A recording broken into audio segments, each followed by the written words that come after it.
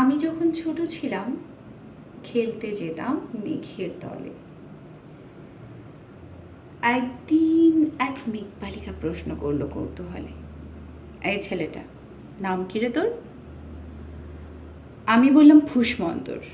মেঘ বালিকার রেগেই আগুন, মিথ্যে কথা, নাম কি অমন হয় কখনো?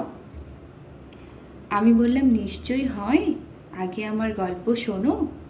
সে বলল শুনবো না, যা, সেই তো রানী, সেই তো রাজা, সেই তো একই ঢাল তলোয়ার, সেই তো একই রাজার কুমার পক্ষী রাজে, শুনবো না আর, ওসব বাজে। আমি বললাম তোমার জন্য নতুন করে লিখবো তবে। সে বলল সত্যি লিখবি? বেশ, তাহলে মস্ত করে লিখতে হবে, মনে থাকবে, লিখেই কিন্তু আমায় দিবি। আমি বললাম তোমার জন্য লিখতে পারি এক পৃথিবী।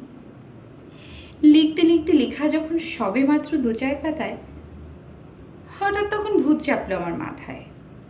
খুঁজতে খুঁজতে চলে গেলাম ছোটবেলার মেঘের মাঠে। গিয়ে দেখি চেনা মুখ তো একটিও নেই তল্লাটে। একজনকে মনে হলো এরই মধ্যে অন্যরকম। এগিয়ে গিয়ে বলি তাকে, তুমি কি সেই মেঘবালিকা? তুমি কি সেই? সে বলেছে মনে তো নেই। আমারও সব মনে তো নেই।